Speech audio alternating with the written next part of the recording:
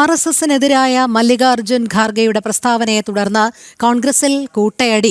P ചിദംബരത്തിന്റെ മകനും ലോക്സഭാംഗവുമായ കാർത്തി ചിദംബരം ഖാർഗെ തള്ളി രംഗത്തെത്തി.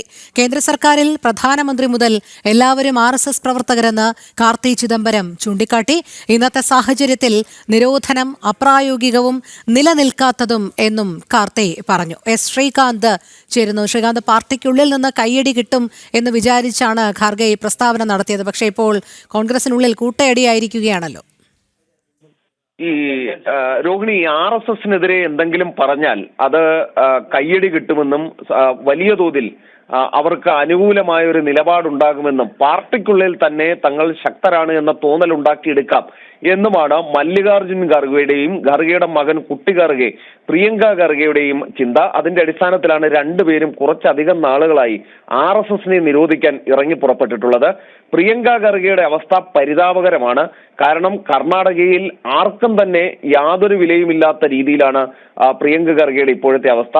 രണ്ട് നിയമങ്ങൾ അത് കർണാടകയിൽ RSSനെതിരെ എന്ന രീതിയിൽ തന്നെ ഉദ്ദേശിച്ചു കൊണ്ടുവന്നു. ഒന്ന്, പൊതുസ്ഥലങ്ങളിൽ RSSന്റെ പ്രവർത്തനം തടയുക ലക്ഷ്യമിട്ട് അത് ഹൈക്കോടതി സ്റ്റേ ചെയ്തു. രണ്ടാമത്തേത്, ഒരു RSSന്റെ റൂട്ട് മാർച്ചിൽ പങ്കെടുത്തതിന്റെ പേരിൽ ഒരു സർക്കാർ ഉദ്യോഗസ്ഥനെ സസ്പെൻഡ് ചെയ്തു, അതും ഹൈക്കോടതി സ്റ്റേ ചെയ്തു. മൂന്ന്, ഈ പ്രിയങ്ക ഖാർഗെയുടെ മണ്ഡലത്തിൽ RSSന്റെ റൂട്ട് മാർച്ച് നിയന്ത്രിക്കുന്നതിന് വേണ്ടിയുള്ള നടപടികളുമായി മുന്നോട്ട് പോയി, അതും ഹൈക്കോടതി സ്റ്റേ ചെയ്യുകയും റൂട്ട് മാർച്ച് നടക്കുകയും ചെയ്തു. അങ്ങനെ ദയനീയ അവസ്ഥയിൽ നിൽക്കുമ്പോഴാണ് ഈ മല്ലികാർജ്ജുൻ ഖാർഗെ RSSനെ നിരോധിക്കണം, ഇന്ത്യ മുഴുവൻ നിരോധിക്കണം എന്ന ആവശ്യവുമായി രംഗത്ത് വരുന്നത്. ഇപ്പോഴിതാ മല്ലികാർജ്ജുൻ ഖാർഗെ തള്ളി പി ചിദംബരത്തിന്റെ മകനും ലോക്സഭാംഗവുമായ കാർത്തി ചിദംബരം രംഗത്ത് വരുന്നു.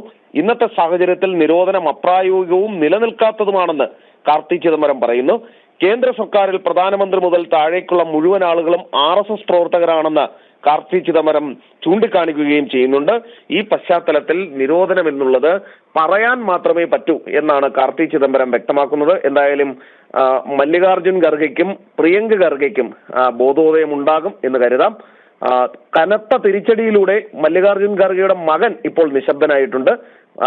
മല്ലികാർജ്ജുൻ ഖാർഗെയും സ്വാഭാവികമായും ഇതിൽ നിന്നും പ്രത്യേകിച്ച് നേട്ടം ഉണ്ടാകുന്നില്ല എന്ന പശ്ചാത്തലത്തിൽ പിന്മാറും എന്ന് പ്രതീക്ഷിക്കാം. ശരി, ശ്രീകാന്താണ് വിവരങ്ങൾ നൽകിയത്.